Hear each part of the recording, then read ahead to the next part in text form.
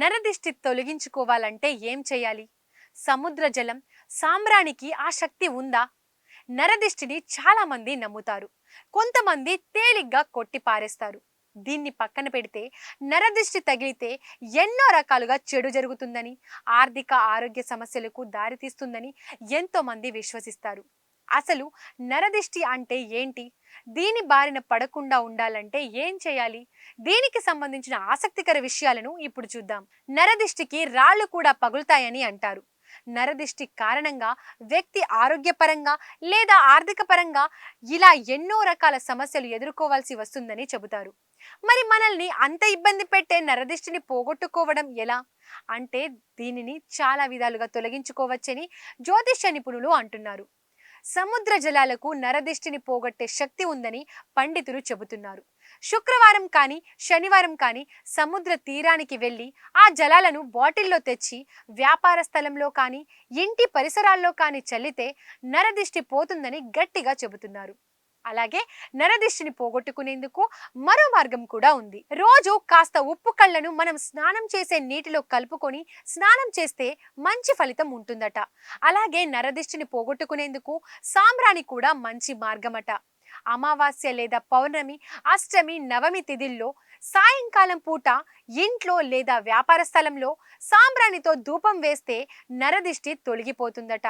ఇక ముఖ్యంగా మంగళవారం పూట ఒక ఎరుపు వస్త్రంలో కొద్దిగా దొడ్డు ఉప్పును మూట కట్టి దాన్ని ఇంటి ముందు లేదా వ్యాపార స్థలం ముందు కానీ కడితే నరదిష్టి తొలగిపోతుందని చెబుతున్నారు. వీటితో పాటు మరో ప్రత్యేకమైన విధానం పాటించడం ద్వారా కూడా నరదిష్టిని తొలగించుకోవచ్చు. వ్యాపార స్థలం లేదా ఇంటికి ఉన్న నరదిష్టిని పూర్తిగా పోగొట్టాలంటే కొద్దిగా ఆవు పేడ తీసుకొని అందులో కాస్త పచ్చకర్పూరం, కస్తూరి, పసుపు, సెంటు కలిపి దాన్ని మంగళవారం ఆయా ప్రాంతాలలో కొద్దిగా చల్లాలి. ఇలా చేయడం సమస్త దృష్టి దోషాన్ని తొలగింప చేసుకోవచ్చని చెబుతున్నారు. అలాగే వినాయకుడి ఆలయంలో బుధవారం కొబ్బరి లేని ఖాళీ చిప్పలో ఇంటూ అంటే ఎక్స్ ఆకారంలో వత్తులు వేసి నూనెతో దీపం వెలిగించడం ద్వారా మంచి ఫలితం ఉంటుందంటున్నారు. ఇలా వెలిగించిన వారికి కనుదిష్టి మొత్తం పోతుందట. బంగాళాదుంపలతో కూడా నరదిష్టిని పోగొట్టే అద్భుతమైన పరిహారం ఒకటి ఉంది. అదేంటంటే ఎప్పుడైనా సరే మంగళవారం లేదా గురువారం ఆలుగడ్డలను ఉడికించి తొక్క తీసి చల్లార్చి వాటిల్లో కొద్దిగా ఉప్పు కలిపి ఉదయం 6 నుండి 1 గంటలోపు ఆవుకు ఆహారంగా తినిపించాలి. ఇలా చేయడం ద్వారాను ఎంత తీవ్రమైన దృష్టి దోషం ఉన్నా కూడా దాని నుండి సులభంగా బయటపడవచ్చంటున్నారు జ్యోతిష్య నిపుణులు. ఇక మేము చెప్పే అతి ముఖ్యమైన విషయం ఏమిటంటే, నేను మీకు చెప్పిన విషయాలన్నీ కొందరు జ్యోతిష్య నిపుణులు శాస్త్రంలో పేర్కొన్న అంశాల ఆధారంగా మాత్రమే చెప్పడం జరిగింది.